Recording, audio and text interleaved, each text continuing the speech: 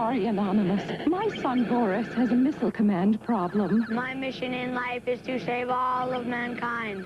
Lately, my daughter has developed a similar problem with Atari warlords. Now, with video pinball, my husband is acting funny lately. With Atari games so ingenious, so involving, so intense, I ask you, Atari Anonymous, is this problem contagious? What's up, guys? Jason up, New Age Revolution down here in the cave with the new angle, the side angle. I gotta move this way, don't I? Yes, cave for a Sunday, a beautiful Sunday, a 70-degree Sunday here in Rochester, New York. A world is ending, global warming, climate change, October, end of October, 70 degrees. Hogwash, if you ask me. I hate it. I truly hate it. And you know what? I'm probably, like, it's so weird to say how warm weather makes me angry. Because most people, you know, I went to the store today to buy ingredients for Dad's chili. Dad's Sunday chili that nobody eats. You know, people are like, great day out. What a day. Beautiful day. And I'm like, woof. You know? No, it's not a beautiful day. A beautiful day in October would be an early snowfall. I don't know. We're rocking the Jenny Cream Ale today, which is a kind of like a local punchline that has regained popularity. Kind of like PBR. You know, Pabst was like, you know, the world's worst beer. And then, I don't know, like some college kids in Pennsylvania made it cool again, and now it's kind of cool again. Jenny Cream Ale is kind of a joke, and then some cool kids made it cool again, and now it's cool again. It's much better out of a tap, you know, trust me. It's not that great out of a can. I know from experience. That Veronica Vaughn. Anyway, it's Sunday, and I wanted to, you know, take a closer look at something in my room. And before we do that, I was at Walmart today because, you know, where else would you rather be but Walmart? Oh my God, I just realized I'm wearing the Jenny Cream Ale shirt. That was not planned, ladies and gentlemen. I swear that was not planned. I wore this morning to bowling at like 10 o'clock in the morning. And that was not planned. That's not planned. All right. It's a work, or is it a shoot? It's a work, it's a shoot. What was I saying? I don't know what I was saying. Oh, I went to Walmart. Yeah, I went to Walmart and I survived. And they had a couch. They had my couch futon that I'm going to get in the new year and transform this room again. It's crazy. I don't want to. I do very badly want to. I think it's going to drive me insane, but I'm going to do it because I want the living room on the big wall. The big wall. Right now, we're on the short wall. I want the big wall. I just do. And this couch is awesome. It's not, trust me, I cannot get a full-size 80s couch down here, right? Some people have said, like, oh, you got to get the one with like the wooden armrests and the flowery designs. Yes, of course, in a perfect world, but I can't get it down my stairs. I just can't. I can't get a full-size couch down here. So I can't get it down the basement stairs. I can get it down, and then where like the landing is, the wall is like way too close to the end of the stairs, and I can't tip it up. It'll hit. I just can't do it. I can't do it. We got to drop ceilings. We lost like a foot or two of ceiling room.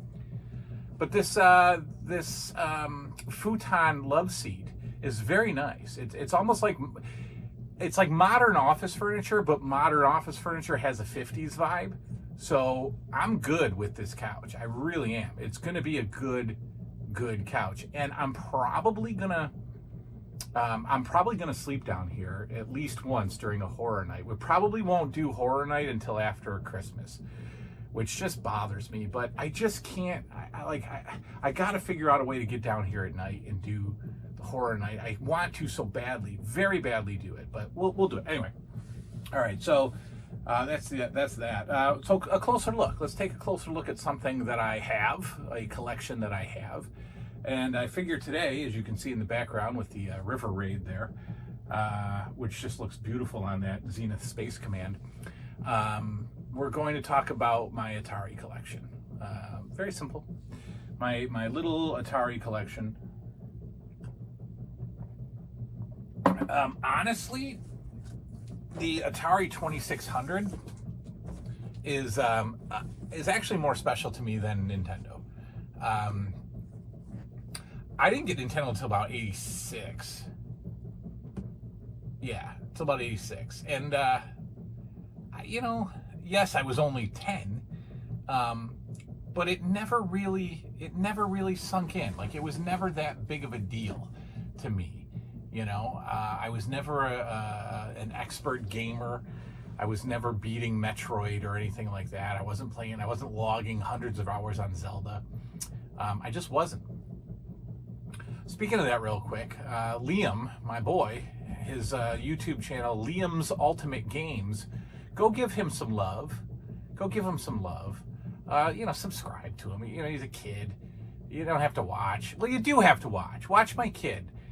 He's doing some streams without headset yet. We're easing into that because our house is insane. And you'll hear all kinds of curse words coming from his mother if he does a chat, like a voice thing. So right now it's just voiceless, but he's streaming Minecraft. He's, you know, he watches these gamers on YouTube that do like, I survived 100 days in Minecraft, which I have no idea what that means. And he's trying to do that. He just streamed Fall Guys. He's pretty good at that. And then he tried to bowl a 300 in PBA bowling, which he might have because he's done it before. Go give him some love. It's Liam's Ultimate Games. That's right. I think he's got 28 subscribers. Let's get the poor child 30, okay? Come on. 30 subscribers for my boy. He gets all excited. Come on. Anyway, off track. Atari 2600 means more to me than Nintendo. Here's a beautiful box. Here's a beautiful box from Kmart. And here's a beautiful system that cost $89. I assume late in the run because they're giving you a Pac-Man, which I think is pretty cool. But yeah, you know, your Atari home computer. See this? Let's give you a close-up on that. That scene right there, to me, that's the entire, now I was going to say my entire childhood. It's not. That's the entire 80s in a little photograph right there. Okay? Look at that family, right? They're just playing their Atari. It's no big deal. It's in the awesome living room with that awesome coffee table. Look at that. The whole family's playing. I just love it. God, I want a time machine so bad. But anyway, that's the only box that I have for the Atari. I do want an Atari Junior box because I did have an Atari Junior. Anyway, yes, I did have Atari. Yes, I was like 6 when I got one. And yes, I loved Pac-Man. Even though what is that, like one of the games that's responsible for the crash or ET or something? But anyway, as I hooked up the Space Command, the Atari became front and center. You can't really see it, but it's here on the coffee table. The Atari's right here. It's plugged in. It's obviously hooked up. And I often do come down here and just bang away at some River Raid. And I've even got the old notebook for the score sheet. Right now I'm in Liam's high score in River Raid is 4960, and mine is 23,520. So I smoked them. And you can do that with all the games because none of them have any endings. I don't think. I'm sure there's one or two, I think. But yeah, it's all about high score. It's all about the simplicity of getting a high score. And you know what? Nobody would sit in front of their TV for 27 hours straight if you're just trying to beat your high score. You're gonna quit eventually. You're gonna quit after about a half hour. Honestly, you're gonna quit after about a half hour, and then you're gonna go play kickball.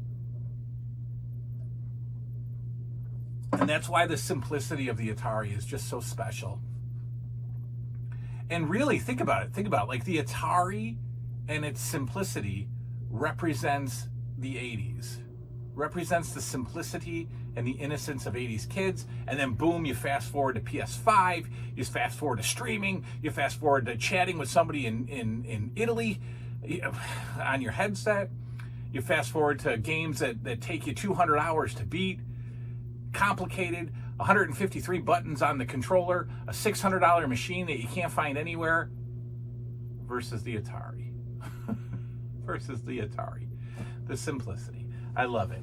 80s kids versus today, the 80s versus today. Right there. You don't really have to like go that deep. Just compare the Atari to the PS5, and you got the 80s compared to today. All right. Again, if I could go back in time, I probably would not have started the NES collection. And again, I have, 400 plus games with zero interest in getting any more. At one point in time, it was my main focus. I wanted as close to the complete collection as possible with these ridiculously overpriced games, a couple of $1,000 games. And then now I've just stopped, and I've stopped so much that I for the first time in my life, the way I've displayed them is so disrespectful to the Nintendo collection. I've put games behind other games, right? I would never do that. I had to do that to make room for this set, but all my games were just lined up, and I had a checklist that I was crossing off games. And I kind of wish that I had not done that. I kind of wish that I had had a huge passion for these little guys. I really wish that I had opted to collect Atari games instead of Nintendo games. Can I sell all the Nintendo games? Sure I can. But I don't really have any passion for video games, so I don't think I'll be like starting a collection of these. Plus, look how I keep them. I keep them like every cold-blooded American should keep them, in a wicker basket on the floor next to the television. That's right. That's how you collect your Atari games. So I don't know. Let's go through. Obviously, River Raid is to me one of the probably the best game. Another game that gets a lot of play in my life is Pitfall. A fantastic game, Pitfall. I'm going to go through some of these. Kaboom. Any Activision game is incredible. Any Activision game. Activision is like is almost slightly Nintendo-esque. It's almost like next level stuff. There's Kaboom, and Kaboom you need the paddles, and I don't think. I might even have them in this box. I might have a set of paddles, but the paddles that I had were very sensitive, and they were faulty. Kaboom is a great game. What do we got here? Oh, and then so then let's see if I can find some more. Then you had these bootleg games, right? Yeah, here we go. What happened, and I'm not an expert on the video game crash, but Atari somehow, let's see if I can find any of these oddly shaped space games that were like $1.99 at the drugstore. And then your mom, I can't find them, they're buried. Yeah, we'll pull that out. And then your mom is like, goes to the drugstore at Christmas time and gets you like 5 of those $2.99 games and thinks that she's just killing it. And they're all junk. They're all like third-party bootleg games because somehow Atari, with the licensing or whatever, it was like open market. Like everybody was making Atari games. So you got like these weirdo games, Squeeze Box from a company called US Games, right? Because they could do that. Any company could just make an Atari game. I don't know how that happened. There's a whole story behind it. Here's another one from VidTech. This is Word Zapper. Oh. And then you got from Oh, well, this is 20th Century Fox. Games of the Century. Apparently, the movie company 20th Century Fox made movies, and this one is called Alien, with the possible connection. You see this, and you're like, whoa, wait a minute, is that the movie? No, I don't think so. They're all the same. All the freaking Atari games are the same. They're all the same. All right, what else we got? Some old school. Oh, here's another like weirdo one. Well, not really. It's by Sega, but Sega. Oh no, Coleco. Well, obviously Coleco got into the video game market with their ColecoVision, but I guess they also made Atari games for the competitor Carnival by Sega. Coleco, Sega, Carnival, whatever. And then here's like your classic. These are your classic Atari games with this incredible art. In fact, they made a book several years ago. All the Atari, the actual Atari produced games that all looked like this.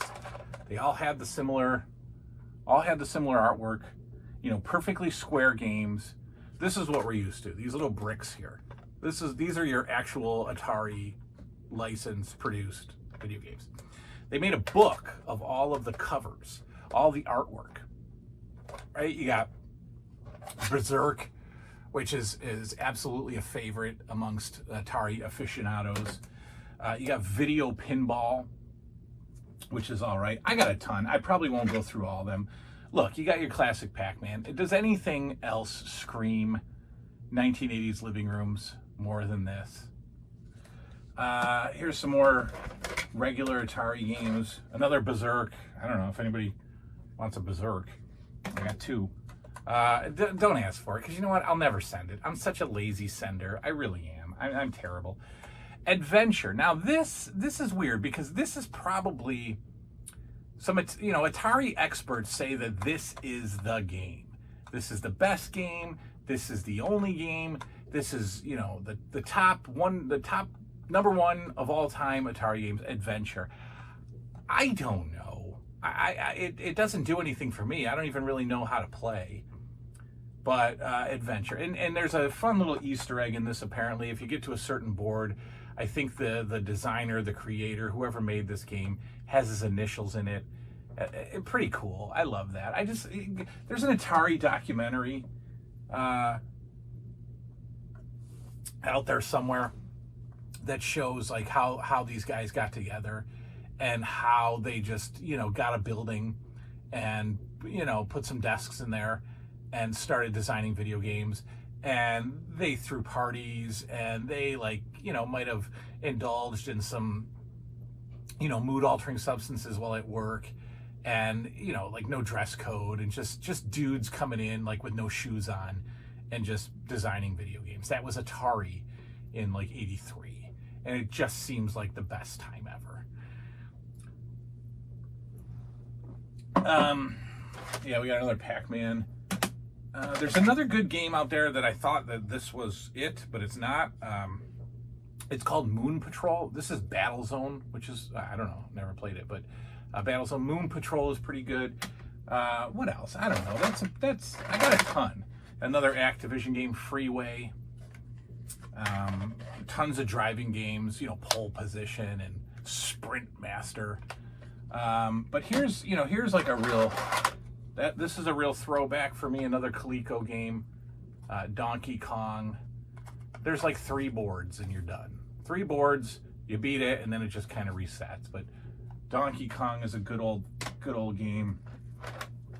What else we got in here? If you're an old lady, you got backgammon. I bought this for $1. There's a little $1 price tag on it. What else we got in the old box of goodies?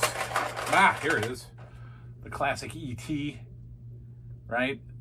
E.T. Another documentary is the big rumor that all these E.T.s and other Atari stuff was buried in a landfill in, I think, New Mexico.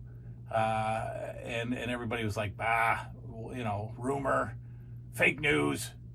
And then a couple years ago, they actually did a documentary. They got permission from the town. They brought a ton of fame and notoriety to the town, and they dug the landfill. And guess what? they found the games. And that's just beautiful. That is beautiful. I love that. So, what do we got? Miss Pac-Man, which most say is a major upgrade from regular Pac-Man. It is. Missile Command is another like classic Atari game I got. Tennis. Remember I told you? Oh, I'll show you my favorite game in a minute. Tennis. This is all right. This really is okay. It's actually fun. It's fun. Tennis is fun. I would play Super Breakout with my mom as a kid for hours, which ended up probably being minutes. But Super Breakout, outstanding. Love it. Another paddle game. But he had weird ones, you know, Haunted House, which I remember my cousins had when I was a kid, and I'd go over and I'd be like, oh, I don't know, Haunted House. And then it's weird. Like, most of these you don't even know how to play. You have no idea how to even play most of these. Ice Hockey from Activision is actually a good game. A good, fun sports game. I got Donkey Kong Jr.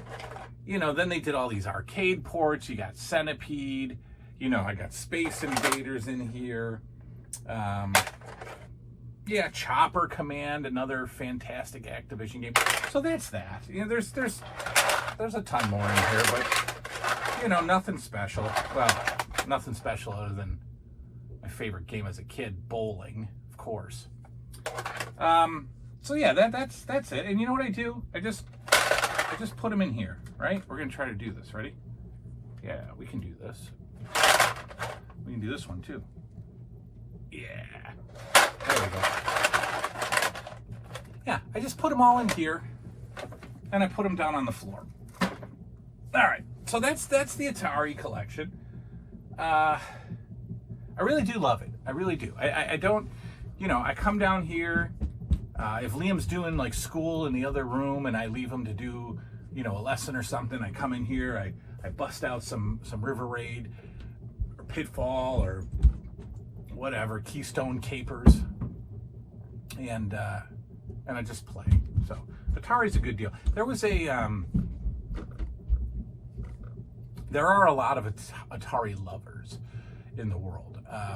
I found a forum called Atari Age, and I just love reading, you know, the questions, and you know, there's you know, it's a forum. You know, there's questions, there's comments, there's like a sub forum for accomplishments and high scores, and then there's like the collections, so people post photos of their collection. I just love going through that because there's passionate people about you know, there are people that are passionate about Atari, and I really like checking out that forum and just enjoying the simplicity. I've said that word about 5 times today, but think about it. Atari lovers are even older than me. You know, I mean, this thing came out in very early 80s, so you know, you got 50-year-old men that are just all over the Atari, and maybe never even cared about, you know, I'm sure they were into Nintendo and maybe even into Sega, but I'm sure after that they're just, maybe some of these guys just stopped and said, yeah, I'm good. You know, I don't need the PlayStations. I don't need any of that. I'm good with my stuff, you know, with my classics. So anyway, that's all. That's a, you know, quick little video. A closer look at my Atari 2600 collection. I'm gonna bang out some River Raid right now. I'll see y'all next time. Good night now.